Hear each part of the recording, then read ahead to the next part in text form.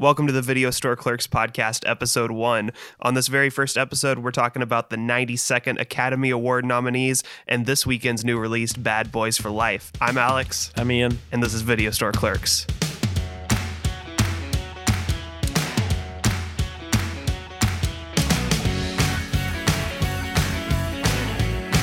The 92nd Academy Awards are taking place Sunday, February 9th on ABC.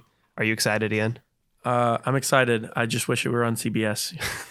I mean, that would be preferable, I guess. I don't know. No, I wish it were on YouTube Kids. There we go. You know? Yeah, make it a kid-friendly show all the family can watch. Yeah, live stream it. Why don't they live stream it on YouTube? You know what? This is something that I'm actually glad you brought up. Okay. Because the past couple of years, I don't have cable at all. I'm what you would call a youngster. While you angrily shake your arm into the sky. And to that we say, okay, boomer. Yeah, exactly. Yeah. I don't have cable.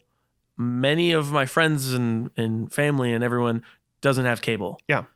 So why are we showing it on cable? Yeah, why are they showing it on cable, but they announce the nominees on YouTube? Exactly. That doesn't make sense to me. Well, not only that, I don't understand why they don't have a package to where you can just rent it or buy the program and watch it live. Yeah, like a pay-per-view sort exactly. of thing. They do that for fights and things like that. I know we're weird and, we have a movie podcast, so we have vested interest in stuff like this. Right. I would easily pay $10 just to stream it. I would you know what? Yeah. It's a fun thing. It happens once a year. It's, the Oscars. It's not, Critics' Choice or Independent Spirit, which I'm not saying are, not accredited and all that. I'm just saying they're not as prestigious and very popular as the Oscars. So I just don't understand why they haven't looked at alternative revenue streams yet. Well, I don't think they're going to. I think it's going to stay on ABC. So now I have to try and figure out some unknown way of watching this. We'll figure it out. I'm going to have to buy 12 months of cable to watch it. There you go. But regardless, the nominations were announced earlier this week, Monday morning, bright and early, and we're gonna talk about them. We're on the East Coast. That's right. It was normal. It was 8:15 for us. I mean, it's early, but like normal early. That's right. Not like waking up at 5 a.m. I was already up. But, yes. I get up. I was at work kind of early. I was already at work when they were starting. Right. So it was fine by me. Yeah, exactly. But yeah, overall, looking at these nominees, this list of nominees, what do you think about all these? Are you happy? Are you upset like some Twitter users are? Or I think this is the first time, first off, that I've ever seen all of the Best Picture nominees before the nominations were announced. Okay. Yes. I don't normally get ahead as far ahead as I am. And I'm not one of those people that has to watch every single thing that's nominated. Mm-hmm. But I like to get a majority, especially in the major categories, all the acting, writing, directing, and feature categories. So as long as I can see most of those, then I'm peachy. And I think I'm missing maybe 2 or 3. Still haven't seen Judy. Still haven't seen Bombshell. I have not seen Judy. I have seen Bombshell, though. I don't know if I'll be able to see Bombshell before because I think they just took it out of our theaters in town. I think they did. I think it's still at maybe 1 or 2, but yeah. I'll definitely have to check it out before then. Yeah. But I think that it's a pretty good year for movies. I think it is, too. Obviously, there are some upsets that people are pointing out and have been pointing out all week that we'll definitely get into, but overall, I mean, I'd say I'm pretty happy with these. I think there is a theme that's running through the Oscars, and it kind of runs through every single year. The Academy's blamed for this a lot, and sometimes it's good, sometimes it's bad. But this year, the nominees really seem to be really seem to have one thing in common, which is looking back at the history of film. You have something like The Irishman, which is very much Martin Scorsese looking back at his career and what he's done. Same with Quentin Tarantino. And there's even things like Ford v. Ferrari, which feels like a very classic sort of movie that they really don't make anymore. And then something like Joker, that's a homage to Martin Scorsese's work and things like that. There are some movies that defy that rule, like Parasite, I feel like is a pretty modern looking forward sort of movie. But for the most part, this seems to be just looking back at the history of movies and being like, hey, movies are awesome. Let's celebrate how awesome old school movies are. I think all of the writers and directors saw Green Book win last year and thought, you know what, we need to We need to remember why we're doing this. Yeah. This is their contemplative year where they're Yes. like, why are we even doing this? we let Green Book win. Can you believe that? And I think because we're looking back on the history of film, we need to go back to the beginning of time and get Betty White and Billy Crystal as our hosts. You have this in the notes, and I Yes. wasn't sure what you meant by that. I think that Betty White is celebrating her 98th birthday today. 98. Yeah. Wow. Young as ever. Yeah. And I think that she needs to. Host. Has she ever done it? No. No. Billy Crystal has, though. He's a legendary host. Yeah. Well, for the somebody Oscars. needs to help Betty White. So really, this is just an through it. excuse for Betty White to host. Yes. Yeah. Yeah. Here's what they do. Every single person that's living that's hosted the Oscars, they need to have like segments with Betty White. Like advertise Betty White's hosting, but then like Billy Crystal's going to come out and show her how to do a funny skit. Yeah. Ellen DeGeneres is going to come and show her how to take a selfie with a bunch of celebrities. You basically do a like a whole skit out of the whole show. Like, I've never hosted the Oscars before. I wish I could get some help. And all of them come out. I would watch that. Ricky Gervais comes out and just screams at the audience. Yeah. Just yell at them like, ah. Probably. But let's get into it. We're going to start off with original screenplay. We have Knives Out, Marriage Story, 1917, Once Upon a Time in Hollywood, and Parasite. I think Once Upon a Time in Hollywood is kind of a lock for this. I'm pretty sure that's going to happen. Yeah. I'm very happy to see Rian Johnson nominated for Knives Out. I'm so happy about that. That was probably the happiest I was with all these nominations because that was kind of, I wouldn't say a long shot, but I wasn't 100% sure if that was actually going to happen because, you know, a lot of people were talking about this movie. Everybody seems to like it, but, you know, I wasn't sure if they were going to just overlook it like they have a lot of other movies, but here it is, and very happy about that. What do you think about this category? I think this is definitely a strong category. There's a lot of ways that I think this could determine the latter categories, director and best picture. That I think 4 of the 5 are in the best picture contention. So it's definitely something that could predetermine a lot of things down the road. Seeing Parasite in here was amazing. It's very, very exciting. I'd say taking the politics out of all the categories, I'd say Parasite definitely.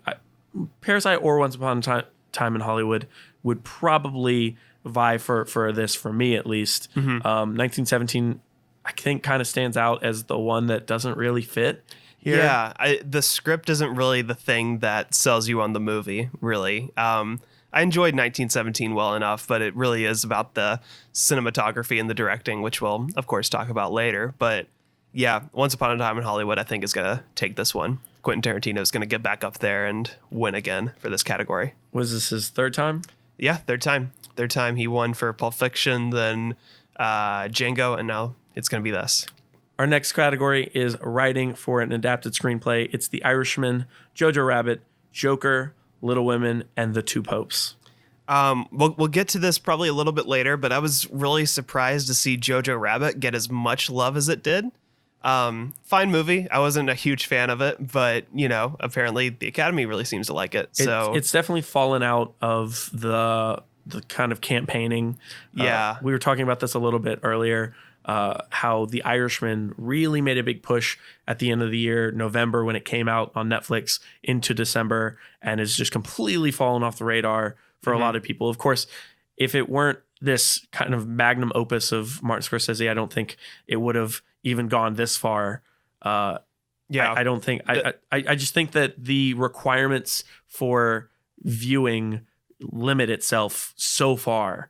Having the 9,000 people who vote at the Academy watch a 3.5 hour long movie, you kind of dwindle it down. Yes, we all agree that everyone who's voting in these categories need to see all of the films. 100%. Yeah. But it doesn't always happen that way. Right. Unfortunately. So they're much less likely to see something like The Irishman than they would Jojo Rabbit and kind of remember something like Jojo Rabbit, just because it's kind of a comedy, and I think comedy kind of sticks a little bit longer. Yeah.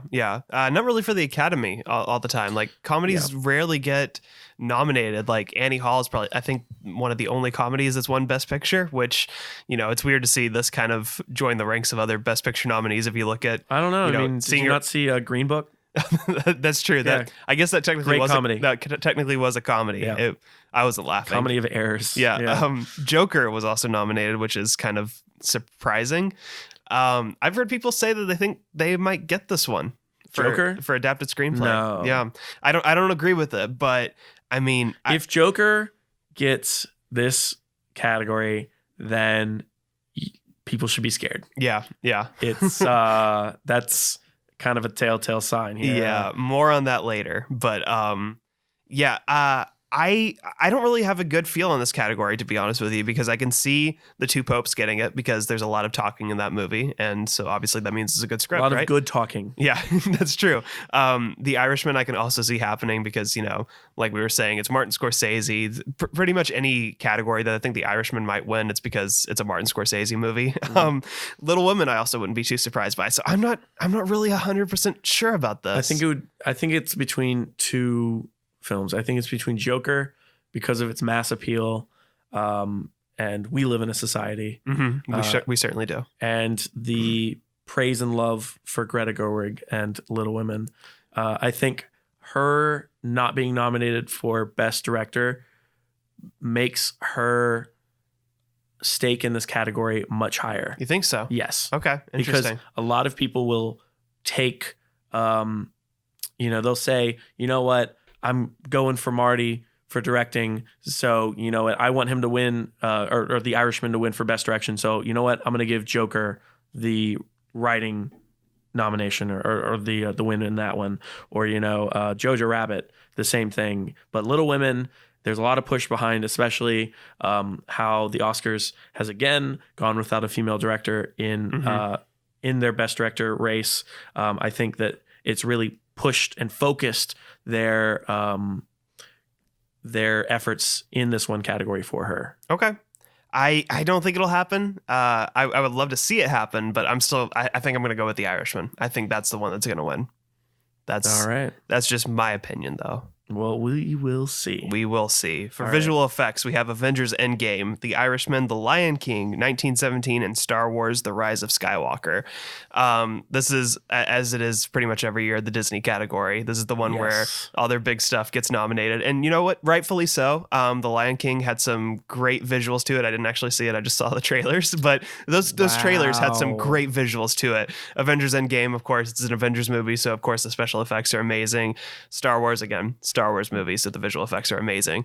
The Irishman, I think, is, again, it's going to be the one that gets it because this de-aging technology is pretty groundbreaking. Like, we've seen it in other movies before, but to this extent, and with this movie with this much of an aura around it where it's so important, you know what I mean? Mm-hmm. Like this sort of stuff doesn't really happen for a movie like that. So I think showing that this can be for more than just big blockbusters is going to help this case. And it looks good for the most part. There are some parts where it's pretty jarring with the CGI de-aging and stuff like that, but for the most part it's really well done. So I think that's what's going to get it.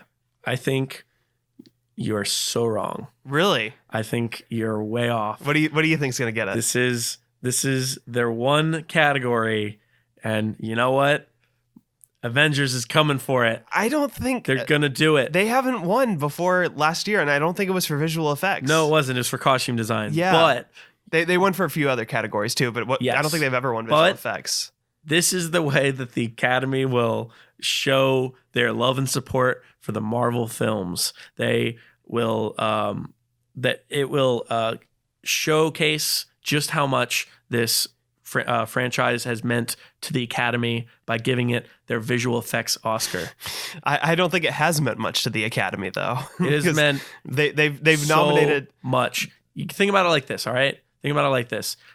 The Avengers and Marvel Studios has employed so many people that it's almost half of the Academy by this point. Mm-hmm. You must think. Yeah, that's a good point, but I don't know. This may just be where I'm coming from with it, but if it were me and I was working for them, like half of the employees of Marvel working for the Academy. That stat is also not factual at all. It's not factual, but it's probably right. But, if I were in that situation and I was working for Marvel as a VFX person, this may just be me, but I'm not going to vote for myself. You know what I mean? I would. 100%. Okay, well, there's the other half. Who's watching me? Who's watching me vote, huh? That's true. No, I think you're wrong. You think I'm wrong, but I really do think it's going to be the Irishman. And then when the Lion King wins, we're both going to argue on Twitter. Yeah, we are. We're going to argue with each other. Yes. Yep. Okay, what do we have next, Ian? The next category is sound mixing. I don't really know much about sound mixing. I think it's just like measuring the levels, basically. Because sound is very much an important part of the creative process. When you see something in a movie, the sound isn't always 100% accurate. Sometimes things are heightened or lowered depending on what's important to the scene. So I think that's basically what it is. And what's the difference from that and sound editing? Sound editing is like the creation of the sound effects, I'm pretty sure. Gotcha. Yeah. Okay. Gotcha. That's why Star Wars is nominated every year. Yeah. So for sound mixing, I'll do both of these categories here. I've got sound mixing, Ad Astra, Ford v Ferrari, Joker, 1917, and Once Upon a Time in Hollywood. And for sound editing, you've got Ford v Ferrari, Joker, 1917, Once Upon a Time in Hollywood, and Star Wars Rise of Skywalker. Ford v Ferrari is winning both of them. That's all I have to say. Okay. All right.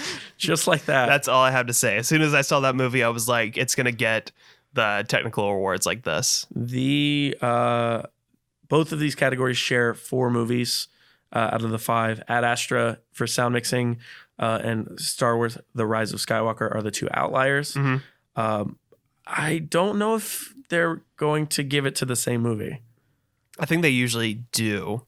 I know at least they did with Dunkirk. Yeah, but that's for something like that. I don't know. But this is something like that. Ford v Ferrari is something like that. It's not a war movie. I just think that it's fallen. I think it's fallen by the wayside entirely. Yeah, but so did Dunkirk when that was coming out. Because Chris Nolan at least had a Best Director nomination. That was the same year You're as Shape so of Water. Wrong. That was the same year as Shape of Water. That was the same year as Dunkirk Phantom was Thread. nominated for. Oh well, I guess Ford v Ferrari is nominated for Best Picture too. Yeah. I just don't think that that's the case. I think Joker's taken both of these. Are you serious? Yes, Really? I'm serious. Why do you think that? Because they need to pump up their numbers for that Best Picture win. So okay, we'll talk about Best Picture later, obviously, but that's interesting. It's a numbers game. That's interesting. I'm playing the numbers game, and also every time I try and play the Oscars guessing game, I always lose. Yeah, every time. So I'm not going by any type of logic. And I just want to say, we've watched the last couple Oscars together. Yes. I'm usually right. Yes. Just saying. Yes. Just saying. But I'm not a copycat. I'm not doing that. That's good. It makes this podcast interesting. I think we're going to skip the shorts. Is that right? Yes. Because we haven't seen them yet. Not to say that they're not important or anything like that. A lot of people put a lot of hard work into them. We will be seeing them at some point, or at least I know I'm going to make a point to see them because I will try. Yeah, because our theaters around us do they show all the short films back to back. So I'll definitely be checking those out. But for right now, we're going to be skipping these. So we're going to go straight to production design. We have The Irishman, Jojo Rabbit, 1917, Once Upon a Time in Hollywood, and Parasite. I'm not saying this is going to win, but I'm very happy that Parasite was nominated. I think it has a chance of winning. No. But I'm very happy because the sets are incredible in that. Obviously, the rich people's house is really amazing to look at. They built that from scratch. They built everything from scratch, but also the part of the city that the other family lives in. It looks just amazing. I love the production design in that. I think that's my personal pick. I definitely agree. I'm very happy to see the love for Parasite. And I think that it's a wonderful film, and I think the production design definitely aids in that, in the escapism that film provides. But Once Upon a Time in Hollywood has this under wraps. There's no other film I think you're right. Is even close. I think it's you're not right. even close. Yeah. Overdone with. This is probably the second best category I feel besides cinematography. I think you're right because, you know, the Oscars, again, are accused of this a lot, of having a bias about the own place that they live in. Yes. And this is all retro Hollywood sort of stuff. It's very impressive because, you know, it's Tarantino, so you know that it's all real. I'm sure there's not much that's digitally altered. I'm sure there's some, but, you know, the cars and everything like that, the buildings and stuff they drive by, all the ranch that Bruce Dern is staying at, all that stuff is great. So yeah, I think you're right. It's going to be Once Upon a Time in Hollywood. Close. It's not even close. Okay. What's next, Ian? So we have music, best original song. I Can't Let You Throw Yourself Away from Toy Story 4. I'm Gonna Love Me Again from Rocket Man. I'm Standing With You from Breakthrough. Into the Unknown from Frozen 2, and Stand Up from Harriet's. I don't have a good feel on this one at all. I do. It's Okay. I'm Gonna Love Me Again. That one at the Golden Globes. One of the Golden Globes. It's Elton John. Yeah. They didn't nominate Taron Egerton for Rocket Man, which we'll get to. It was supposed to be this year's Bohemian Rhapsody, which is better than Bohemian Rhapsody, but it shows just how terrible last year was. Can you imagine if any one of the Best Picture nominees came out last year? Yeah. They just pushed it forward. It's the same quality. It's the same movie, but they just pushed it forward a year. Yeah. How, like, any one of those could have won Best Picture. I agree, for sure. Yeah. Ugh, it's so annoying. And that's why Rocket Man, if they would have switched Rocket Man and made the Elton John biopic before Bohemian Rhapsody. Yeah, it would have been a shoo-in for sure. Yeah. And Taron Egerton would have won Best Actor easily. Exactly. So, but I'm Gonna Love Me Again is, I think it's a pretty good song. And I think it's the only song I'd actually listen to on its own. It's been a while since we saw Rocket Man, so I don't remember this song. Oh, I listened to it when it won Golden Globes. Gotcha. It's great. Gotcha. I do just want to say I'm not a fan of Into the Unknown. It's not the new Let It Go. If anything, if they were going to nominate anything from Frozen 2, which I haven't seen, just heard some of the soundtrack, it should be Lost in the Woods, Christoph's song. Yeah. As the kids say, that song slaps. It's pretty great. It's like a cool rock ballad sort of thing. Yeah. It's great stuff. Weezer has their own version of it. I like the Weezer version. Which is one of my favorite bands. So it was really weird hearing that, but it was great. It's really good. Next, continuing with music, we have original score. We have Joker, Little Women, Marriage Story, 1917, Star Wars: The Rise of Skywalker. Fun fact, Randy Newman, Thomas Newman, who are nominated for Marriage Story, 1917, respectively, they're cousins. I didn't know that. They were recently. brothers. No, they're not brothers. They're cousins, but still. Interesting. Still, it's pretty cool. Can you imagine being like the older cousin and you're like, wow, I just got into like the composing and stuff, and your younger cousin's like, wow, me too. Yeah. And you're just like, oh, I cannot believe you just followed me right into this. Some awkward family dinners there. I think one of the reasons why Marriage Story works as well as it does is because of that amazing score. Yeah. I love the Randy Newman score so much. That's my personal pick, but it's going to be Joker. It's Joker. It's Joker because that's the one that everybody's talked about. The bathroom scene where it's the really melancholy orchestral score. That's the scene everybody talks about when they talk about that movie. I really enjoy the score to Joker as well. I do too. I enjoy all these scores. I think Star Wars: Rise of Skywalker is so much of a cop-out, it's not even funny. Oh, yeah. No, every year when John Williams is nominated, I mean, he's amazing, and he's done some good work since Star Wars. Yeah. But for the most part, it's just the Star Wars music again. That's why it's nominated. Yeah. You can make a case for The Force Awakens. Mm-hmm. Make a case for that. For Rey's theme. Pretty much. And, it's his triumphant comeback. Yeah. And this is just like, how many times can you like make the case for like, well, it's the end of this trilogy, so it's really important. Yeah. So I'm not okay with it. Sorry, I love John Williams. He's absolutely incredible, one of the top 2 composers of all time. But I wish that. but you already won for this. You already won for this, and you've gotten like 50 nominations, so it doesn't even matter. 50 plus. Yeah. So give it to someone who's never been nominated, please. Yes, and who deserves it. I think she deserves it. It's not my favorite of these, but you know what? It's a good score. It shows how much of a good score it is because audiences remember it. Which is not something people really notice, or even I notice for that matter. Yeah. But yeah, Joker, I think is going to win. That's a shoe in for it. What else we got? The next category is makeup and hairstyling for Bombshell, Joker, Judy, Maleficent, Mistress of Evil. I can't even get through without laughing. 1917. 1917. That's interesting. What a snub for Uncut Gems. Yeah. I'm going to say this so many times. Oh, yeah, for but sure. What a snub for Uncut Gems. Uh-huh. Yeah. Transforming, a lot of the transformation of Adam Sandler into Howie was just Adam Sandler's great acting. Yes. But a good majority of it was his character and the way his makeup and hairstyling was done. Yeah. It is so good. It has to be more showy for an Academy Award nomination, though, because something like Bombshell is amazing work. Like, Charlize Theron transforms into Megyn Kelly, but that's what they look for. That's why Joker's here, because it's very obvious. It's very obvious makeup. That's why Suicide Squad won that year. It can't be something like that where it's subtle and helps, transcend a performance. It's got to be something like transforming Charlize Theron to Megyn Kelly. It's got to be that. So is that including costume design? No, costume design. Costume is a separate category. Okay. Yeah. Because I would think that 1917 could definitely get costume design. I don't see the makeup and hairstyling. No, I don't see that either. I think it's going to be Bombshell. No, it's Joker. It's Joker. Give it to Joker. Joker's getting them all. I really think it's going to be Bombshell. It's the Megyn Kelly thing, Jonathan Lithgow. It's all very showy, pretty good for the most part. But yeah, this is what everybody talks about when they talk about Bombshell. So it's going to be that. Listen, I'm riding that Joker train all the way down. maybe you'll be the one laughing at the end. I don't know. We'll see. That's right. We'll see. What do we have next, Ian? What's our next category? Next we have international feature film.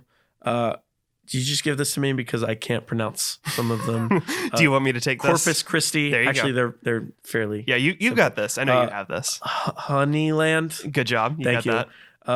Les Miserables. Less Miserables. Less Miserables. Les Miserables. Pain and Glory and Parasite. Yes, Parasite's got this. It's the most. it's the same thing as last year. Yeah. Roma, Parasite. Just very standout films. And is there anything else to say? I wish I still had an opportunity to see Pain and Glory. It might be on like streaming. It's coming back because it was nominated for this and Antonio Banderas. So definitely check it out because it's very good. I haven't seen Corpus Christi, Honeyland, or Les Miserables yet, mostly because Les Miserables and Corpus Christi hasn't come to our area yet. But Honeyland's on Hulu. Definitely be checking that out before the ceremony. So what do you think of the controversy of the Portrait of a Lady on Fire? Oh yeah, that didn't happen. To explain to the audience, the international feature film category at the Oscars is a little bit different than every other category. Each country has to nominate one film from their country to vie for a spot in the international feature film section. So France had two films this year, Les Miserables and Portrait of a Lady on Fire, which people lost their absolute shit on Portrait of a Lady on Fire. Oh, yeah. And are still losing it. Yeah. Whereas Les Mis, it seems more like an Oscar-y pick. Yeah. Very modern day. It reminded me of like Baz Luhrmann's Romeo and Juliet, which I'm not a fan of. I don't like that style of let me take something old and bring it to the new, but leave the same verbiage and all that. Like I'm not a fan of that. So we'll see. I mean, there's not really much to see here, but I will see. Parasite's going to win. Yeah. Because Parasite's going to win, and Portrait of a Lady on Fire was not nominated because it couldn't be. Mm-hmm. So that's about it. Yeah. Still very much looking forward to Portrait of a Lady on Fire. It's not come to this area yet, but I'm very much looking forward to it. For film editing, we have Ford v. Ferrari, The Irishman, Jojo Rabbit, Joker, and Parasite. I think The Irishman's got it because Thelma Schoonmaker's legendary editor, has worked with Martin Scorsese since the very beginning, and it's 3.5 hours long, and for me personally doesn't get boring, and that's because of the editing, because of that pace, and she's responsible for that, so I think it's going to go to her. She's probably one of the most famous editors of all time. Oh yeah. And there's nothing keeping her from winning it, so it's 100% hers. Even though I feel like this is the type of category I wish they would give to Parasite. But Parasite's really great, really well edited. But I think it's The Irishman. Yeah, I think that's even my personal pick, The Irishman. Yeah. Yep. So skipping documentary short, I believe. Do you want to do documentary feature, even though I have seen none of these? I would like to skip them because I have not seen them at all. Again, I plan on catching up with these. Documentaries aren't really my thing, so I'm not like, on the pulse of those as they come out during the year, but I hear great things about all these, so I'll be checking them out. Next, we're getting to the big guns here. Ian, do you want to tell us the nominees for directing? You have Martin Scorsese for The Irishman, Todd Phillips for Joker, Sam Mendes for 1917, Quentin Tarantino, Once Upon a Time in Hollywood, and Bong Joon-ho for Parasite. Yes.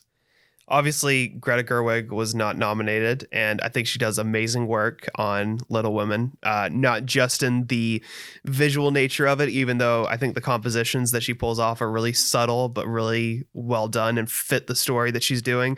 There's nothing really that show-offy about anything that she does. There are some editing choices and storytelling things that, maybe could qualify as show-offy a little bit, but I think those are all done very well.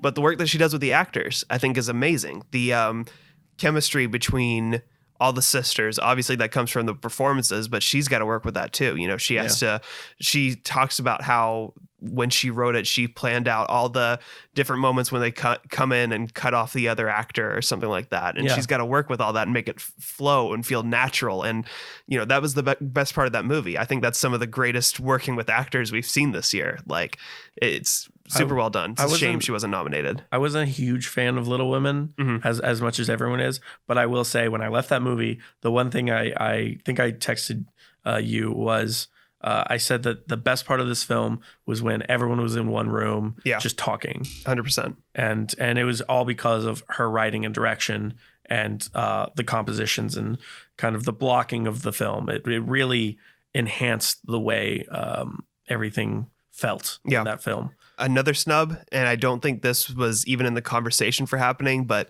the Safdie brothers for Uncut Gems. I mean, come on. Uncut Gems, I think, could have been nominated in almost every single one of these categories. I didn't talk about it, but I think it should have been nominated for script, editing as well, all that stuff. It should have been nominated. And editing 100%, script 100%. Yeah. And direct. No, this is ridiculous. You know what? This is dumb. This is stupid. We should replace Joker with Uncut Gems for every single category. This is ridiculous. Everything is a fraud.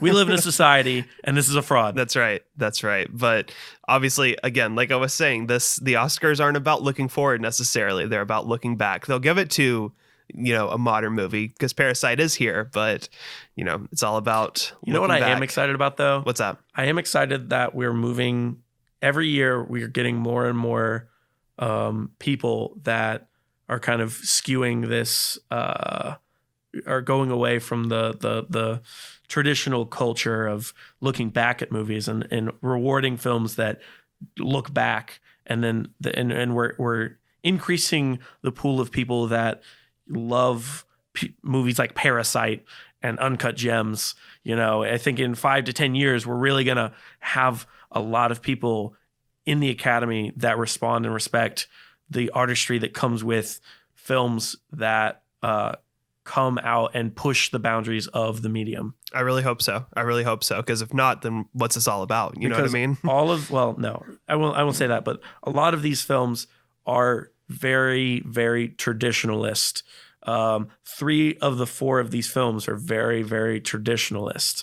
And there's nothing wrong with that, but I think that we need to move forward in this medium. We need to find different ways to tell stories. That's the whole point. Yeah. And back in the 70s, that was the whole big deal is, Rocky took the camera off the tripod and moved it, and it changed the game entirely. And it's the same thing here. We're finding different ways to, change tone, change the way that characters interact and create even better characters. And we need to, and I'm not saying that these films didn't do that. I'm just saying that there are people out there that are pushing the boundaries of those principles more than these films. And with that, I think that you won't see that progress yet, but yeah.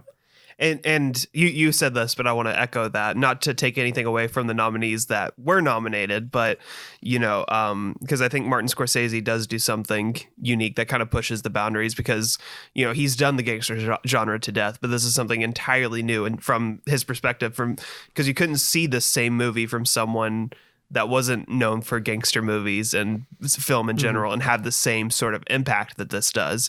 And, Tarantino with Once Upon a Time in Hollywood too, it's dealing with something that's personal to him, this time in Hollywood that he really loves, but it's his perspective as well. So, there is some of that in all of these nominations, but yeah, there's, for the most part, we need to look forward more. We need to do some more, but with what we have, what do you think's gonna win this?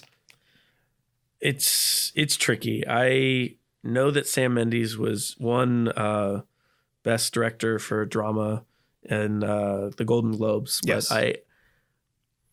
I don't think that he will win, and that will be the death of me come Oscar night when he wins.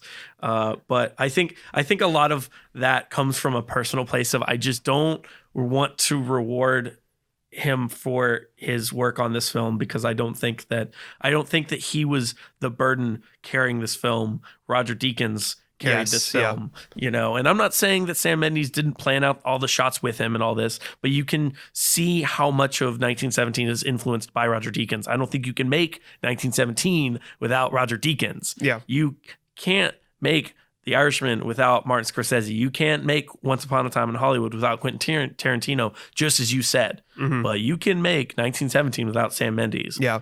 Just as you could make Joker without Todd Phillips. If exactly. You ask me. Yeah. Because Joaquin Phoenix is really that's what makes people talk about that movie. Same with 1917. Everybody's talking about the camera work and who's responsible for that. So I take both of those two out of that category. So you're left with Martin Scorsese, Quentin Tarantino, and Bong Joon-ho. I just want to say before you move on, take both of those out of the category, replace them with Greta Gerwig and the Safdie brothers. Come on, do it. Seriously, do it. That would have been so good. Could you imagine this list if that happened? Oh man, that'd been great. I'm just like my heart just fluttered a little bit. Like, living in a world that I wish that was true. Unfortunately, we live in a society. Yep. So, but I can see a career Oscar for Martin Scorsese, but I think that the overall interest that has been lost to The Irishman and how it has fallen by the wayside, I think takes it out of contention entirely. Okay, interesting. I do not foresee The Irishman winning a single award on Oscar night. Wow. Okay. Interesting. Yes. That's my bold prediction. We'll see what happens. I've had many, many bold predictions today. Didn't you say maybe 10 minutes ago that it was going to win editing? It will win one award. I am Okay. I will take it back. It will win for editing, and that is it. Okay. Interesting. I don't think they'll give it to Quentin Tarantino. No, because I'm boxing myself into a corner here, and I will do this all the time. I want Bong Joon-ho to win. Okay. That's what I personally want. I would love that too, but it's not going to happen. But I don't think they'll give it to Quentin Tarantino because they're also giving him writing. Yeah. So he'll get a lot of votes, but I don't know if that's something that he will be, he'll overcome the people who will give him writing but won't give him directing. Yeah. Because a lot of people will just say, well, he wrote a really good script, so here's the writing, and I already gave him the writing, so let me give somebody else, the accolades of directing. So I'll give it to Martin Scorsese. Okay.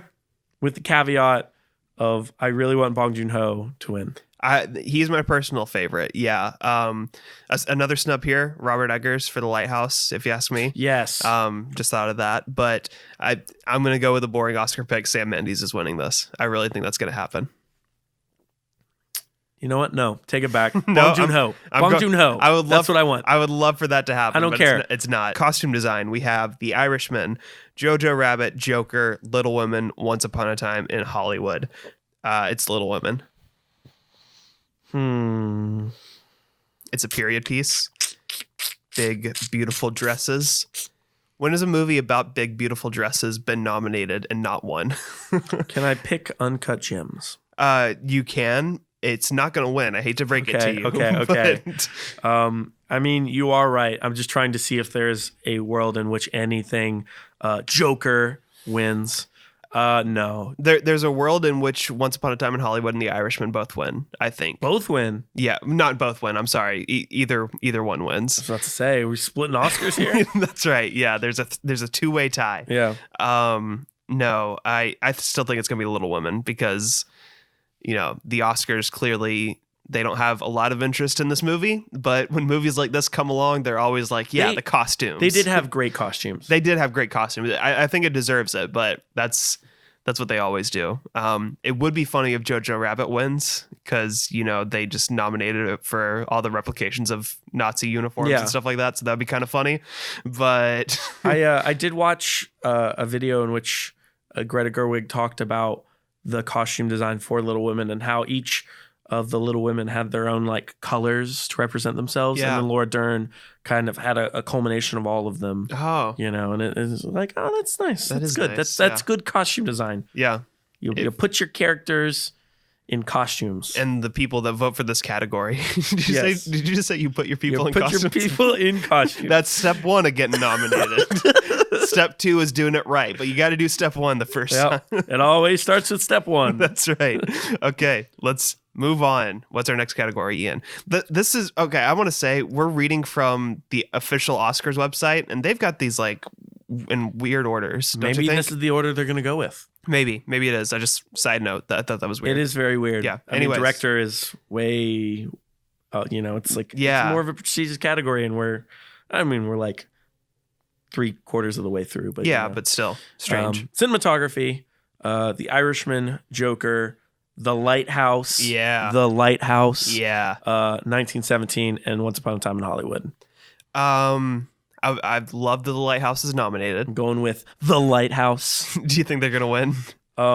It's the only movie that I have a poster of that's running this year in my house. That's true. So it will not win. Because it's going to Joker. No, it's not going to go to Joker. It's 1917. It's 1917. Yeah. Isn't it crazy how Roger Deakins didn't win for 40 years and now he made back-to-back? Yeah. Well, he made the Goldfinch this year. Yeah. Sure. Mm-hmm. But in terms of Oscar years, right. Yeah. It's weird, but good for the Deeks. Yeah, and you know what? And I think well deserved too, because aside from the one take nature of 1917, I really liked which I think is still very well done. Oh yeah, for sure. Technically, that's all well done. I don't think there was really a reason for it in the story, if you ask me. I thought it was kind of gimmicky, but it technically well done. But the cinematography, I loved how, obviously you have the tracking shots or the handheld stuff where you're following someone, but there were scenes where, especially with the it takes place towards the end of the movie. It's the scene at night when he's hiding from the German soldiers and going from location to location, and it's all silhouetted. It's like the camera would follow him and be shaky or something like that, but then it would swing around and stop. And when it would stop, it would always stop in just the perfect place to where the composition was absolutely perfect. The lighting was absolutely perfect. And that's hard to do when you're doing everything in one continuous shot like that. So it's well deserved. Lighthouse is my personal favorite, but the Deeks, he's got it. I'm just happy that if A24 was gonna get nominated for anything, it's The Lighthouse. Yeah, it should have been Willem Dafoe though, but we'll get to that. Should have been Adam Sandler with Uncut Gems. That's true. We'll get to it. That's true. Animated feature film. I have seen one of these. It's How to Train Your Dragon. Well, this isn't the one that I've seen, but How to Train Your Dragon, The Hidden World, I Lost My Body, Klaus, Missing Link, and Toy Story 4, which is the one that I've seen. I mean, it's Pixar, right? It's their category. I don't know. I mean, and Missing Link won at the Golden Globes. Did it really? It did. I missed that. That's kind of funny. Klaus apparently is extremely beautiful. So was I Lost My Body. I didn't see I Lost My Body. I didn't either, but just allegedly. I fell asleep during How to Train Your Dragon, so that's good. Yeah. I fall asleep a lot apparently in movies, as we'll find out later on. Stay tuned. Stay tuned. I'm trying to find a reason that Toy Story 4 wouldn't win, and it's hard to find any reason I think they deserve it too. I wasn't a huge fan of it, but looking at the nominations, and again, this is the only one that I've seen, but I think they deserve Toy Story 4. Like, it's a good enough story. The animation is perfect, basically. Yeah. And yeah, so I don't see why they wouldn't. I think they should let Shrek 5 win. Not this year. Let's do it. Not Let's this do year. It. Next year, though. Next year. Come on, next year, Shrek 5. Yeah. Yeah. I'll give it to Toy Story 4. We'll do that. Yeah, I think that's right. I think that's what's going to happen. Moving on. What's our next category? Our next category is actress in a supporting role. Kathy Bates for Richard Jewell. Laura Dern for Marriage Story. Scarlett Johansson for Jojo Rabbit. Florence Pugh for Little Women. And Margot Robbie for Bombshell. Scarlett Johansson, of course, joining the elite 2 movies nominees. Mm-hmm. So that's good for her. I don't get it. I really like her in Jojo Rabbit. I like her a lot in Jojo Rabbit, but I don't know if I would have put her in this category. I don't either. I think there are other actresses that were. I don't think I would more put deserving. Kathy Bates either. But I didn't see Richard Jewell. I didn't either. But so I can't not say she didn't deserve it. Yeah, Kathy Bates. She's had her moment. You know, like she won for Misery, and she's a great actress. You know, all the respect in the world for her. But you know, someone like Zhao Shushen for The Farewell, who I thought was great, and that would have been a great surprise, I think, seeing her nominated along with these other movie stars, these well-established Hollywood actors. That Jennifer cool. Lopez. Jennifer Lopez for Hustlers. She's great in Hustlers. So yeah, could have taken either one of those out for me personally, but you know, it is what it is. It's the Oscars. Yeah, that's the theme of this episode. It's the Oscars. But very happy to see Florence Pugh nominated here for Little Women. I thought she was great in that. Is it odd to say that I'm glad that she got nominated just based off of the year that she had? No, you're right. You're 100% right, because you know, nobody really knew who she was. At all. Like 2 years ago, nobody knew who she was. Pretty much, she was in a couple things here and there, but then she had that Fighting with My Family movie, Midsummer, and now this. And that's insane. Yeah, what a year. Great. Yeah, what a year. She probably won 2019. Yeah, you know, she's our age, and she's not. She's doing that. And she's not. We're here doing this. Can you believe that? No. Very happy to see that, but I think Laura Dern's got this. She won at the Golden Globes, which, you know, isn't always an indication of what's going to happen, but I think it's a great performance. Really liked her in this movie, and you know, she's a well-established Hollywood actor that's been around for a while and has never gotten her moment. So you know what? Here's your career Oscar. Yeah, exactly. So no, I agree. That's it. I don't know. Yeah, Florence Pugh's great, but yeah, I especially like Florence Pugh in Little Women. Yes, she was a standout. I feel like she brought a lot of her own energy to the character, which they all brought their own energies, but I think hers really stood out. For sure. And I'm really happy about that.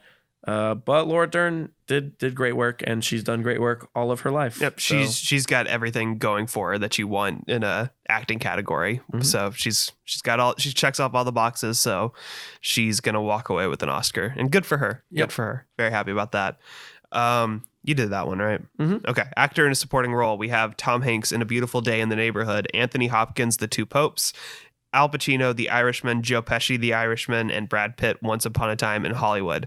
Want to say right off the bat, take Anthony Hopkins out, replace him with Willem Dafoe. That's what I'm saying. Yes. Yeah. Yeah. Because Anthony Hopkins is really good in The Two Popes, both of the two co-leads. So, you know, should he really be nominated because he's a co-lead? But anyways, they're both really great. But Willem Dafoe is my favorite performance of the year. He just blew me away in The Lighthouse. Isn't he like, because he did the Florida Project too, which I would say was one of, if not my favorite performance of that year as well. Yeah. So why is everyone overlooking Willem Dafoe all the time? He's just that guy. And you know what? And the sad part is he just keeps going. Yeah. He doesn't care. He just keeps doing it. That's not sad. He's still going out there. He's still doing stuff. He's doing great work. And maybe he's not always getting recognized for it. I don't even know if he like even cares.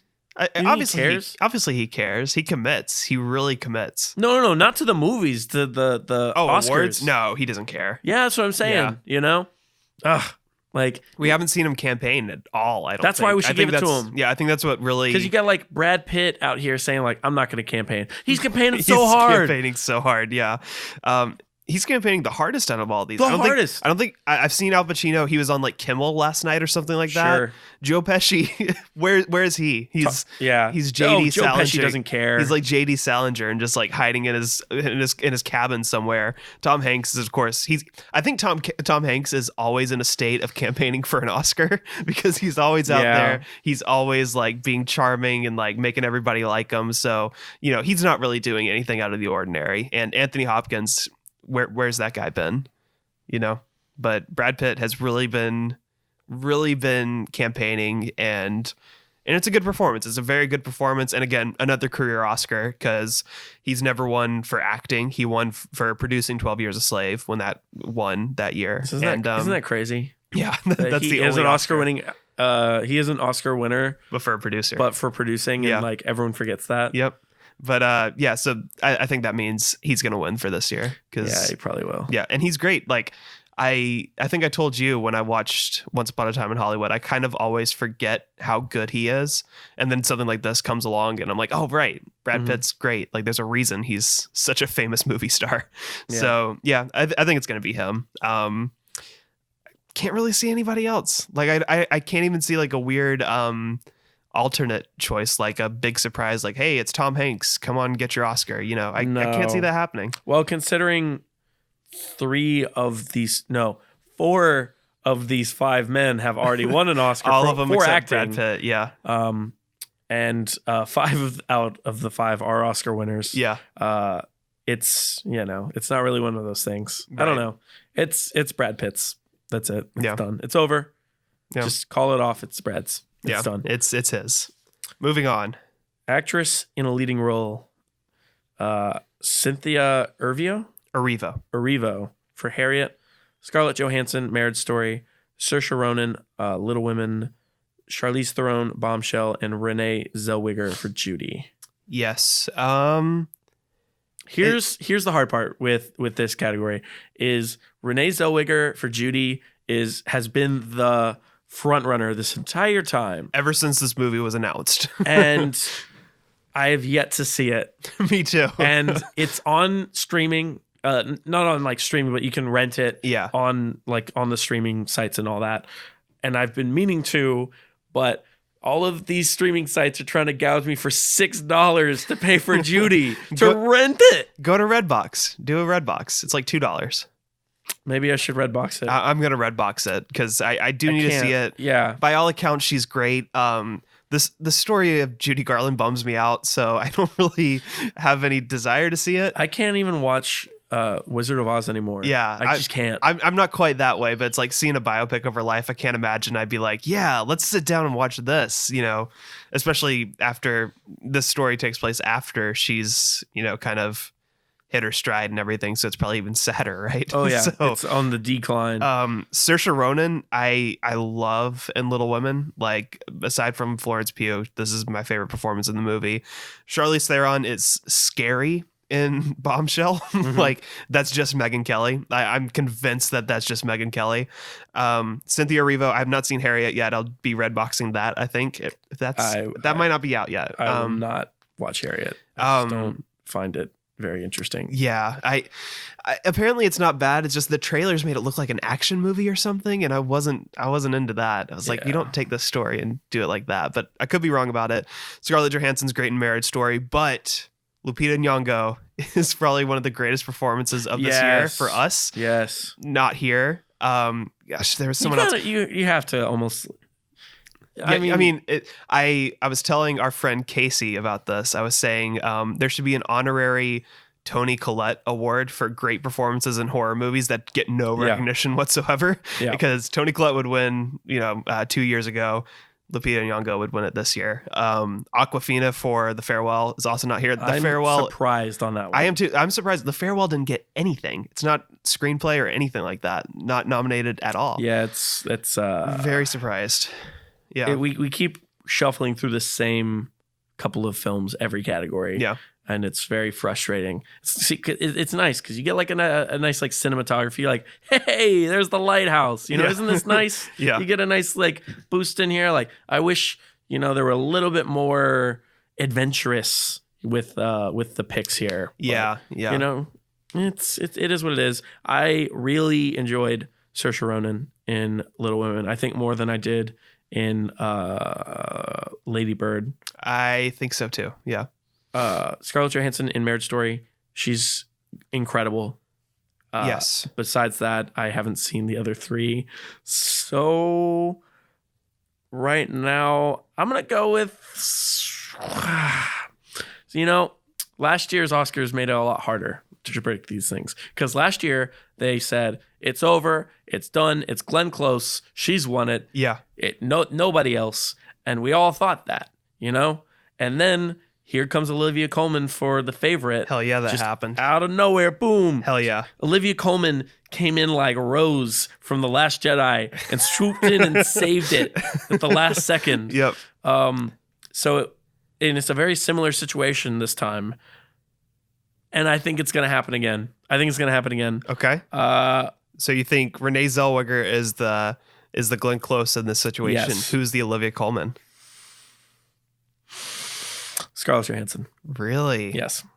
I don't think Saoirse Ronan has paid her dues enough in the industry. I just looked this up. She was born in 94, so she's 25, 24, 25. She's been nominated like 4 times. Nominated for 4 Oscars. Hey, you got it. That's insane. Yeah. That's crazy to me. Yeah, I don't think it'll be her. She's going to get her moment. She'll get it at some point. She's already been getting her moment, and she's going to really every get moment. It. Yeah.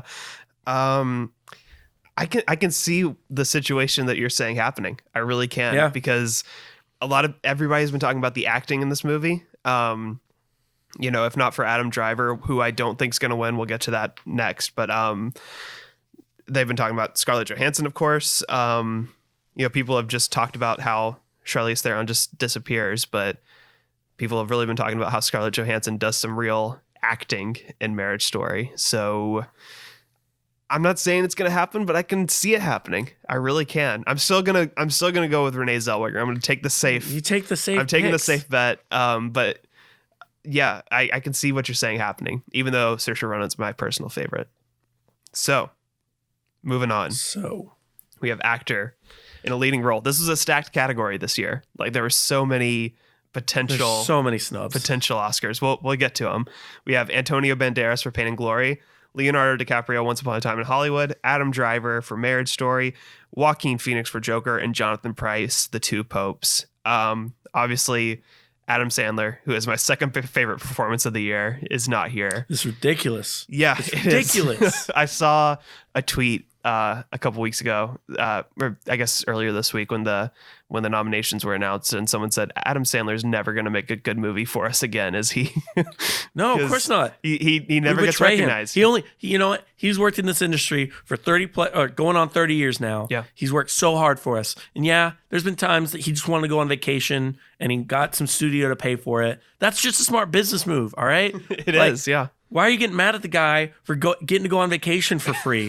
Stop being mad at that. Like, nobody forced you to watch The Ridiculous Six. Yeah. Nobody forced you to watch whatever murder mystery movie he made. Like, it was called Murder Mystery. Okay, it was that. But you know what? He only wants one thing, and he wants to get recognized for when he tries. When he tries.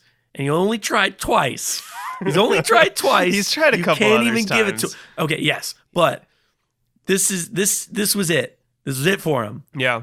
And you threw it away. You did. You took advantage of the Sandman, and I can't believe you do that. Yeah, it's an incredible performance in Uncut Gems, but it's not here. Robert Pattinson in The Lighthouse is not here either. I didn't see that happening. I didn't think that was ever going to happen, but in my world, it happened. Yeah, for sure. The dad from Parasite, whose name escapes me. I thought he was great. I kind of thought. Antonio Banderas, I think, ended up being the wild card, but I kind of thought he was going to end up being that, because they do that sometimes where it's like they have the standard, predictions for the nominees, but then they have the one that's like, oh, I didn't see that happening. Yeah. I thought he was going to be that, but no acting nominations for Parasite, which is a shame. But it's Joaquin Phoenix, right? Yeah, it is. Yeah. It's for Joker. It is. Yeah. It's a great performance, really great performance. It is. A great actor finally getting recognized by the Academy. Adam Driver is probably my personal favorite out of all of these, but the dude's like 35 or something and has already worked with, he He's worked with Noah Baumbach. He's worked with Spike Lee. He's worked with everyone. He's worked with so many people, and he'll get his moment. He'll get his moment.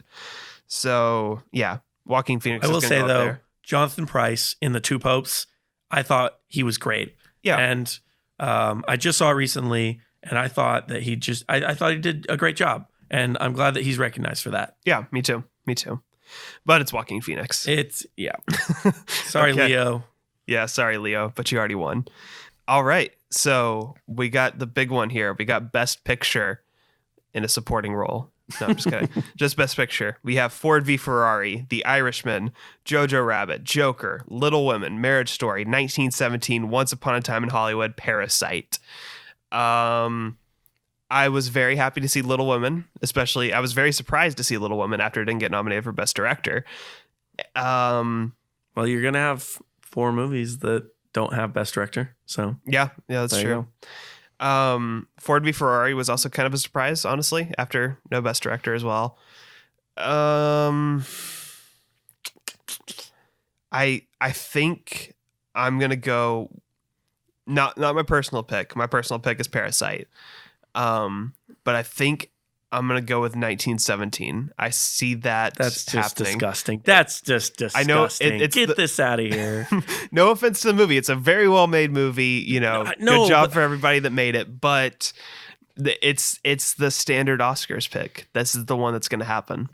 I am an optimist. I am not. And I believe that we are progressing as a film voting society.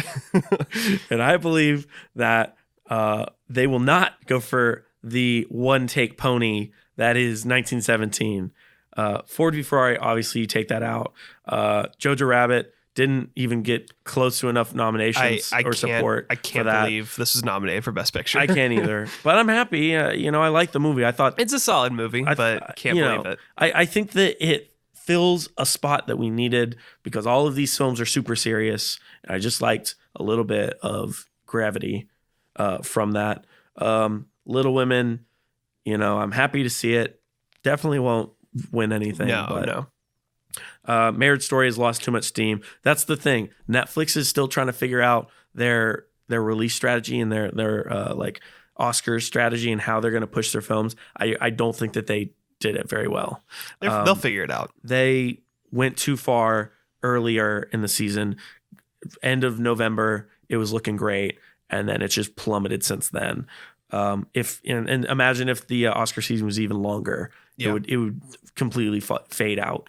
We didn't even talk about Noah Baumbach this entire time. Yeah. And he was a front runner for a long time in both directing and writing. Yeah. And so which, I absolutely love, like the directing and writing and Marriage Story. But it's just that campaign didn't really work out well for him. Yeah. So that's the same thing with, The Irishman. I think it's a career film for Martin Scorsese, but I just don't think that you're going to have enough people dedicated to that film, especially out of the 9,000 body Academy voters to actually sit down and appreciate it that much. So I don't foresee it winning. So I'm going with Once Upon a Time in Hollywood. Really? Yeah. Okay. I think that's gonna win. Just kidding. It's Joker. Joker's gonna win. Are you serious? Yes, Joker's gonna win. Okay. I am not the biggest fan of Joker. Yeah. But I know that everyone loves this movie, and we live in a society that would vote Joker as Best Picture. But if Joker doesn't win, and Once Upon a Time in Hollywood doesn't win, then it's Parasite. Parasite unfortunately doesn't stand a chance. Yes, it does. I don't know. I don't know. Because there's enough passionate people. Here's the problem. This is a known issue that everyone that we're trying to find. I say we as in you and I are trying to find a way around this. But there are people, blasphemous people in this world who have made it far enough in their careers to where they can vote at the Academy Awards and they can vote on Best Picture at the Academy Awards and they won't watch all the movies and they will vote on something else. How blasphemous. But Parasite is one of those films that if you see it in any capacity, I don't see how you can't find that to be one of the top 3 movies of the year. Yeah, no, I agree. One of the top 3. Just whatever your opinions are, you're going to love Joker. You're going to love 1917. Sure. But you're going to also like Parasite. Maybe not as much as those, but you're going to like Parasite. And I'm going for the 2-3 pick on all of, like, if everyone voted Parasite as number 2, number 3, we're looking real strong here. But it's Joker. And if it's not Joker, it's Once Upon a Time in Hollywood. And if it's not that, it's Parasite. Okay. I really don't think it's going to be Joker. I really am I'm sticking with the boring Oscar pick because that's what's happened for the last few years, I think. Green Book won last year. Shape of Water won the year before that. Fine movie, Shape of Water, but it's probably my least favorite out of the nominees that year. Can you imagine Shape of Water? And then what was it last year again? Green Book. So, oh yeah. How can I forget the glory that is Green Book? Shape of Water, Green Book, Joker. Yeah. Just sounds right. It kind of does. We'll see what happens. I was telling you earlier today, because they said this in the announcement video, and I think it's common knowledge, but for those that don't know, everybody in each category, like editors vote on editing in the Oscar categories, actors vote on acting categories, sound mixers vote on sound mixing, all that, but everybody votes on Best Picture. And it's clear Joker led the nominations. It got 11 nominations, more than any other movie. So it's clear that everybody in each respective category likes it well enough to get it nominated.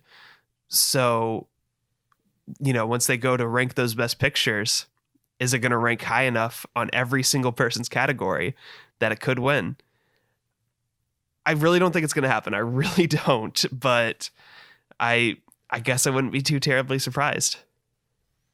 So yeah, I don't know. I foresee a world in which you foresee a society, you mean? I do. I foresee a society in which we're all taken aback by society. But you know what? The Tarantino pick really makes sense in my brain, and why they would make it the Best Picture. It's a movie about movies, and it encapsulates his career. And I'm sorry, Martin Scorsese is a beautiful, wonderful director, and he's directed for over 40, 50 years. But I think that we as a society have left him behind. Yeah, and that's what The Irishman's about. Yeah. Yeah. And it's sad, but it's true. We show no pity. All right. So those are the 2020 Oscar nominations. You want to talk about Bad Boys for Life? Let's talk about Bad Boys for Life. You know what? Let's forget about Joker. Let's forget about Once Upon a Time in Hollywood. Let's move on to real cinema. In these streets, I never trusted anybody but you. I'm asking you, man. Bad Boys. One last time. One last time. Bad Boys for Life. We saw this last night. And you haven't seen the other two Bad Boys movies, First right? off, can we talk about last night? Okay. So we're going there. Okay. I want to go there. I want to tell this story. This is a great story. All right. We were prepared. We were ready to see Doolittle. Yes. We were all on board. Let's go see Doolittle. We went to the cinema. We walked in. We said 2 for Doolittle. They gave us 2 for Doolittle. We went and sat in Doolittle. And then the movie started. And as I like to put it, 30 minutes into this train wreck of a movie, I say, you know what? We should have saw Bad Boys. Mm-hmm. And then a minute later, we left to go see Bad Boys instead. Oh my gosh. It didn't work on any level, Doolittle. I just don't understand why they would put it out. Why would they put it out when there's so many other ways that they could get this movie sold? Put it on Netflix. Maybe Netflix didn't want it. That's what happened with Holmes and Watson a few years ago. Yeah. So it's possible. I don't know. I really don't even want to talk about it. I did not want to derail it. Yeah. it was just not good. It just didn't work. Yeah. Sorry, Robert Downey Jr. He's going for it. He's really going for it. But just wasn't going to work from the jump. But something that did work for me though was Bad Boys for Life. Yeah, let's talk about something that didn't work for me. You didn't like it? No. Really? No. Why not? I find that this is the first time I've seen a franchise. This is the first time I've seen an installment in a franchise without seeing most of the rest of them. Yeah, you haven't seen the other two. I have not seen Bad Boys 1. I've not seen Bad Boys 2. Okay. Going in blind, and this is what I wanted. All right. I'm somebody who tries to just shut my brain off. I don't really care. Just like you go no expectations. That's what I'm trying to say. Sure. I had no expectations for this film. It could go however it wants to, but I wanted a specific thing, and that's I just want some dumb, fun action. I want charismatic characters, some fun Will Smith, Martin Lawrence quipping. Sure. That's what I want. And the action was super boring. It was super boring. I disagree with you. I thought the action was pretty good, but what you're looking for is in Bad Boys 2. It's much longer. Bad Boys 2 is 2.5 hours long. It's way too long. But what you're looking for, the crazy over-the-top Bayhem, as I like to put it, Michael Bayhem, that's all in Bad Boys 2. So check that out. Did you see Six Underground? No, I didn't. I really want to though, because I just want to see what it's like when Michael Bay has no restrictions whatsoever. That was another film. I'm not trying to derail this. No, you're good. But that was another film I turned on, started it, passed out, woke up, knew exactly where we were, nice, and just finished it. Good. That's good. But yeah, this movie worked for me because it wasn't Bayhem. Like, it kind of, I was expecting what you were expecting. Nothing in the marketing or trailers or anything like that really made me think I was going to see anything all that special. But after watching these other two movies and then going to this one in the same week, it was kind of interesting because it kind of goes out of its way to be less over the top action and be more focused on these characters, 15 years later. And I thought that was really interesting for a January blockbuster release. You never see anything like that. We've seen stuff like Men in Black International, which is the exact same concept. I've seen things like Men in Black International, which is pretty much the exact same concept. It's a franchise that's been gone for a very long time, but then bringing it back to this modern era. But movies like Men in Black International don't really do anything with it, but this actually went out of its way to try something new. And sure, it may not please everybody that wants what the other Bad Boys movies are, and it didn't please you, because you wanted that. But it was kind of a surprise for me. Not to say that it was 100% flawless, but it worked. It really worked for me. Let me ask you. Okay. We've missed the likes of Martin Lawrence for a while. Yes. He's hidden under a rock and has been gone from this society for a while. Mm-hmm. But he's back. He is. The boys are back in town. They should have played that. They should have, yeah. What did you think of his triumphant return? I thought he was good. I didn't really feel like he missed a beat compared to his other performances.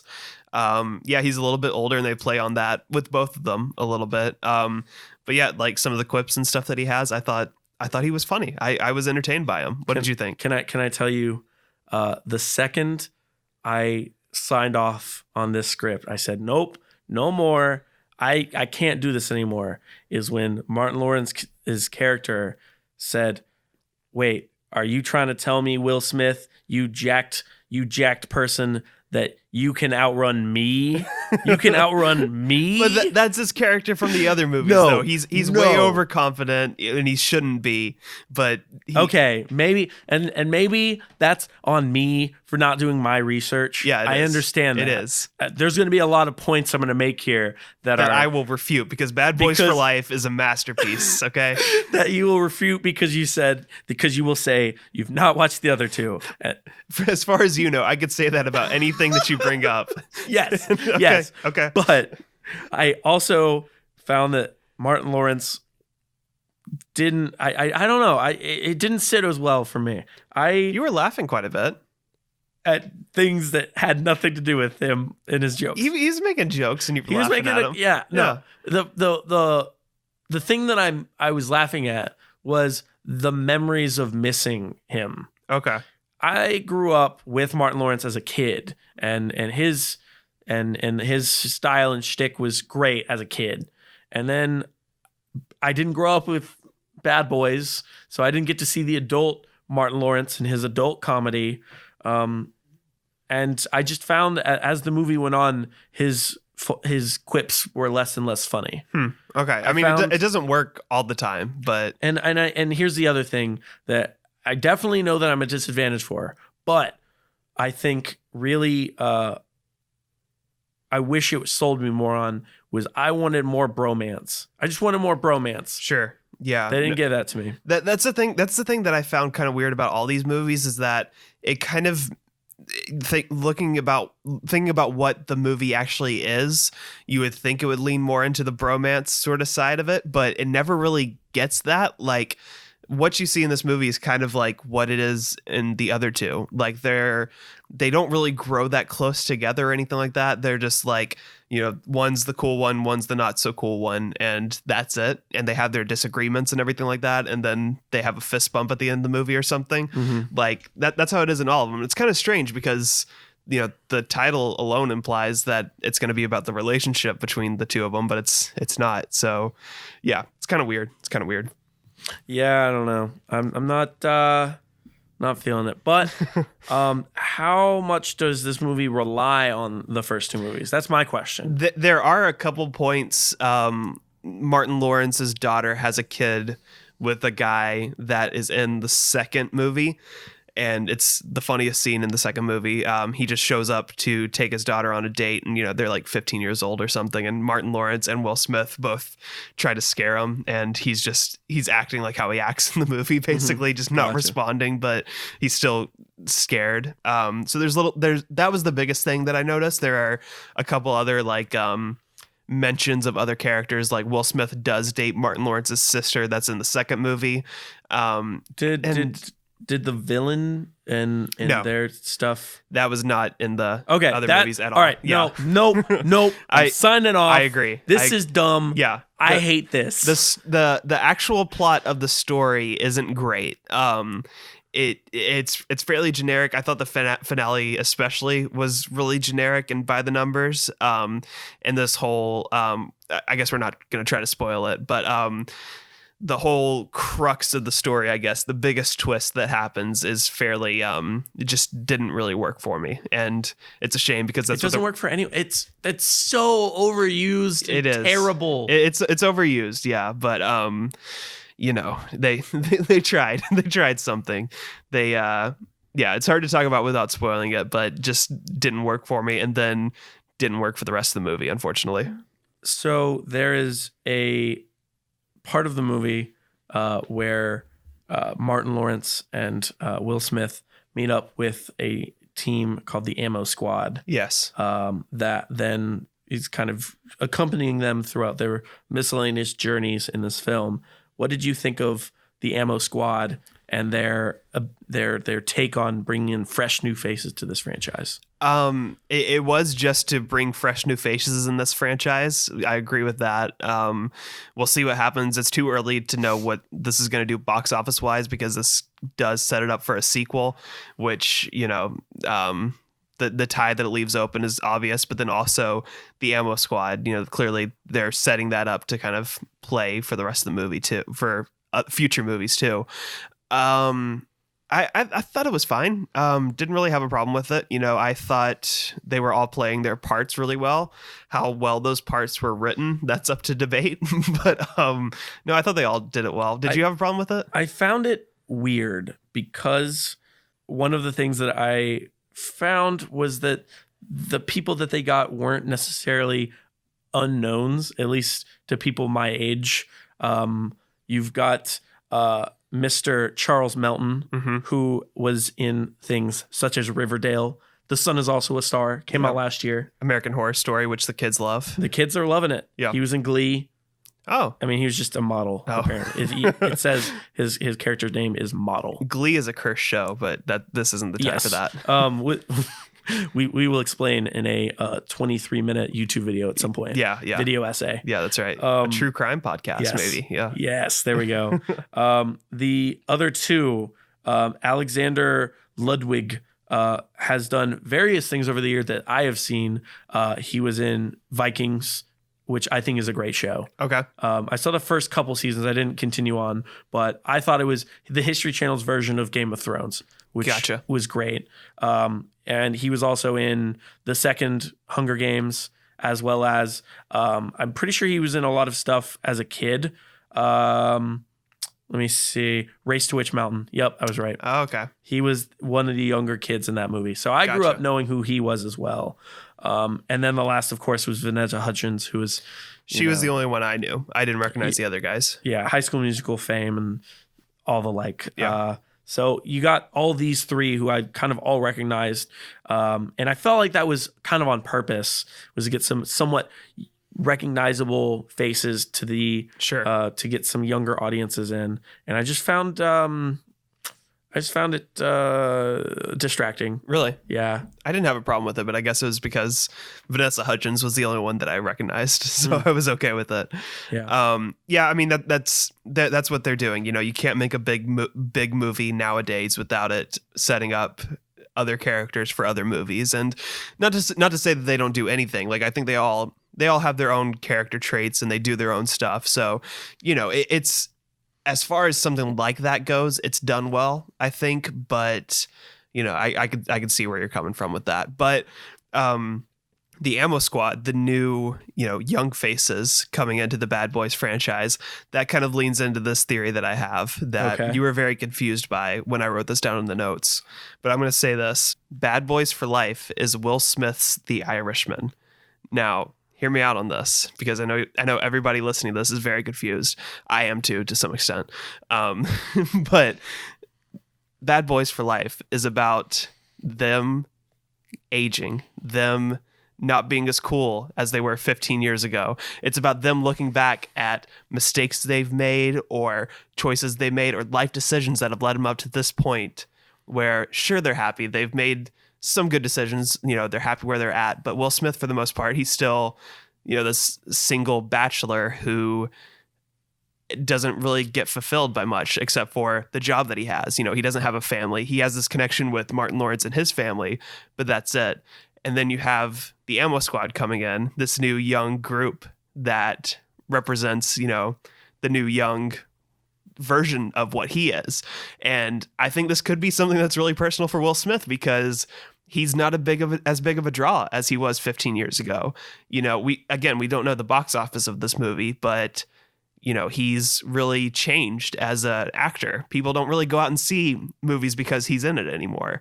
And yeah, I feel like this could be something like him looking back, like it's still the same sort of movie that he used to make, but it feels different because of that sort of personal connection that we have with Will Smith as an audience, and maybe he has with himself.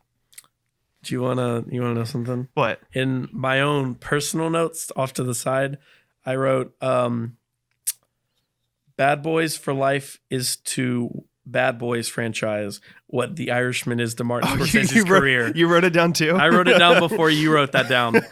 Yeah, I was thinking that during the movie, thing. but yeah. But so you see what I'm saying? Like, the whole time, yeah. Yeah, it feels like it could be. I don't know. I don't think he has a writing credit or anything on it. It could be. It probably is all unintentional, but I couldn't help but feel that, because he's not the Will Smith from the 90s or early 2000s anymore. He's Will Smith, who's a dad who has kids that most people aren't very fond of, and that's what people think of him now. You know, he's made all these like weird Oscar bait movies that nobody really likes, and you know, stuff like YouTube videos. Yeah, that too. Yeah, and then you know, he was in Aladdin, which people saw, but I don't think anybody was really too terribly fond of his genie, really. But yeah, so I feel like this is him going back to something that worked for him, but now that we have this different perspective on him now as an actor, it feels a little bit different. And I think that's ultimately what made me like this movie, is the perspective we have now. If I didn't know who Will Smith was, I don't know how you couldn't, but if I didn't know who Will Smith was and I just watched this movie,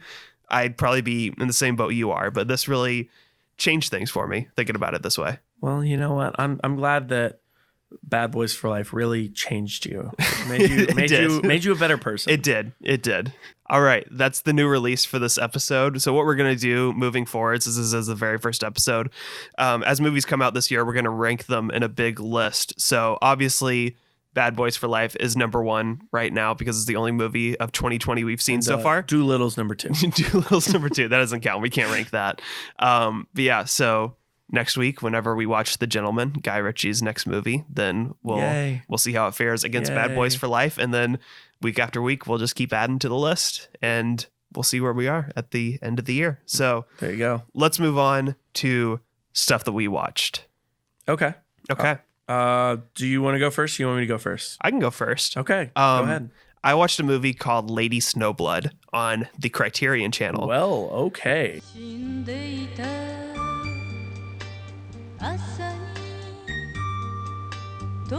This is a movie that I knew nothing about aside from the title, which is awesome, and I wanted to watch it. It's directed by Toshiya Fujita, and it's a very simple story. It's about a young woman named Yuki whose mother dies while she's giving birth to her, and as she's dying, she tells Yuki, this newborn baby, that she's giving her own personal vendetta that the mother carries to get revenge on these people that wronged her and put her in jail and killed her husband. So Yuki grows up training with this martial artist to become someone that's seeking out revenge. And the movie's just about a revenge plot against this list of people that she has. So this movie is awesome. It's so much fun. The shot compositions are amazing. Like, it's these weird jarring angles. It would just cut back and forth to all these crazy angles and different framing that really kept it fresh and exciting the entire time. The editing is absolutely perfect. It moves at this brisk pace. But what was really surprising to me is the fact that it sounds like a really standard story, just a revenge plot. We have to kill this person, this person, this person. And ultimately that's what it is. But it gets more complex than that. It doesn't get muddled down in anything, but there are certain twists and characters that come into the story that really make it kind of more emotionally resonant than what a story like this usually is. So I thought that was really cool about it. But the thing that whenever you look this movie up and read stuff about it, which is what I was doing before this, the thing that you see the most is how it influenced Quentin Tarantino making Kill Bill. I was going to say, and it's basically Kill Bill. It's the exact same movie. I really enjoyed seeing where Quentin Tarantino was coming from when he was making Kill Bill, because there are some moments that just are completely lifted out of from this movie into Kill Bill, like the scene in the snow when Lucy Liu's character is killed by Uma Thurman. It's basically the exact same mise en scène as Lady Snowblood, and it was cool seeing where that came from. And that's why I think people should kind of seek this out and watch it, is because it's so important, I think, at least to me, to go back, find your favorite artists and go back to what inspired them, find out what they liked and what made them what inspired them to make the art that they make. And Lady Snowblood was one of those for Quentin Tarantino. So, everybody likes Tarantino. So go back if you love Kill Bill and check that out, because it's something that's really unique for the time that it came out. It sounds like a really standard 70s grindhouse sort of story, but it really, I think, transcends that. So it's on the Criterion Channel. Check it out.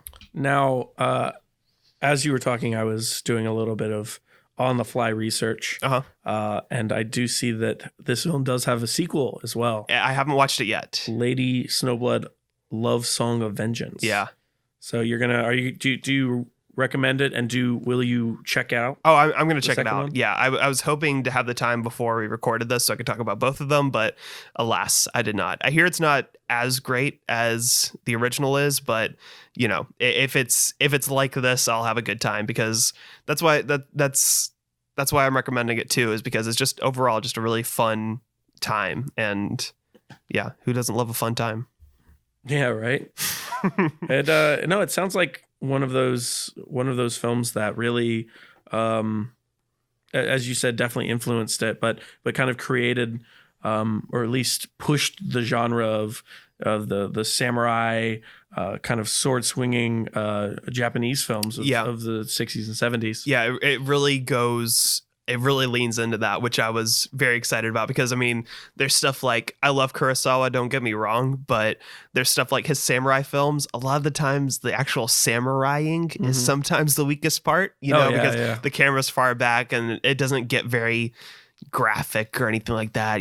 There's not really that much tension. But Lady Snowblood, blood doesn't just drip or anything like that. It just sprays all over the place. Wow. There's this one scene in particular that I don't want to spoil, but there's one kill in particular that's it's kind of mind blowing. It's clear that it's fake. It's just a little bit of movie magic behind the scenes, but it doesn't change the fact that it's just awesome. I don't want to spoil it, but it happens like halfway through. If you watch this movie, you'll know it when you see it. Well, there you go, folks. Yeah, so definitely check it out. All right. Well, this week, it was actually maybe a little bit before that, but I checked out a film on the Criterion Channel as well, called Diabolique. Okay. By Henry Georges Clouzot. Got it.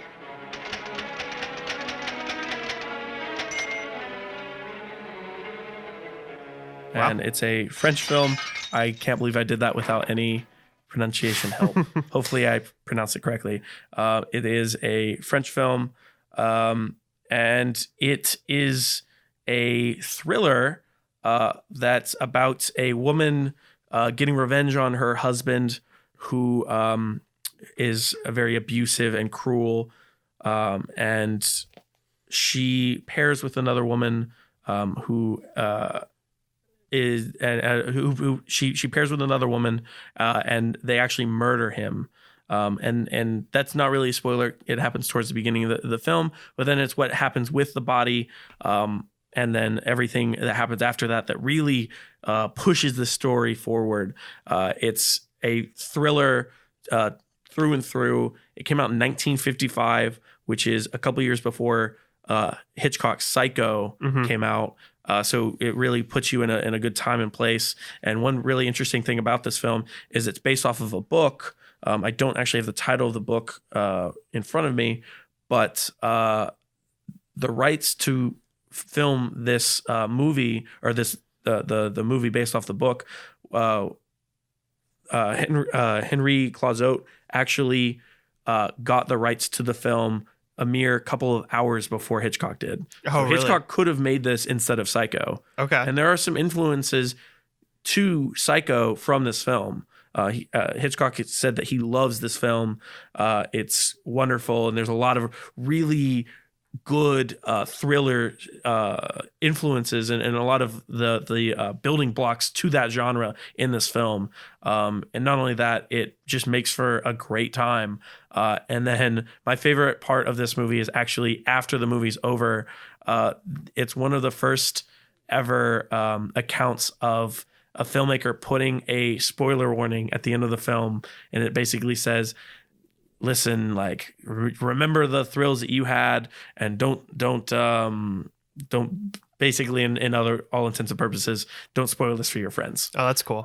Which is really awesome to see that they had that wherewithal back then to think, this is an experience that you want to have, and if you know certain elements of this film, it will really ruin your enjoyment of the film. Yeah, that's cool. That's really cool. I want to check that out because I do love Hitchcock, and it sounds like something that he could have made. So, I definitely want to check that out. I don't think I've heard of this. I've seen the Criterion cover before. It's looking at it now, jarring. It's pretty cool. Yeah. But yeah, definitely gonna check that out. Gonna add that to my watch list. Do you think if Alfred Hitchcock was there just hours before and got the rights, would it change the movie at all? And if it did, would it be better or worse? I think it would. And I think it would be worse because Hitchcock, I think, has a very Hollywood flair to him, especially by this time. He was really in the throes of Hollywood, really trying to make a name for himself and really put a lot of showiness behind his features, doing a lot of like one shot takes, like 1917 Just kidding. It's a joke there. He did though. He did Rope. Yeah, he did. That was way earlier. But I think that the reserved nature of this film and the real time that it takes with it really adds to the elements and what makes it so unique and interesting. I think that Hitchcock, not to say that he would have made a bad movie, I think it would have been really good. I just think that a lot of the twists and turns would have had more sting to them, and the quieter moments wouldn't have hit as hard. Okay. Because you're just going from from the beats to beats with everything that's going on. So it's more just kind of like a subtle Hitchcock movie. Like, doesn't really have the showiness that his movies usually have. There's a little bit of showiness, but it's not this like really in your face. Here it is. Type that you're not having all of the musical score stings that you do in all of his films. Okay. Well, you have anything else? I think that's it for me. I think that's it for me. So I guess that's the end of the show. That's the end of our first episode. Our very first episode. I think it went well. You know, We haven't edited and listened back to it yet. So. I'm pointing at the microphone. You'll be the judge of that. Yeah, microphone. You'll be the judge of that. Okay, we'll be back next week. Next Friday, we'll be talking about Guy Ritchie's The Gentleman. That's coming out. So if you don't want to be spoiled for that, we're not going to spoil it. So you're fine. Yeah. Maybe you should check it out. Maybe you shouldn't. We'll find out next week. All right. Goodbye, everybody. Goodbye.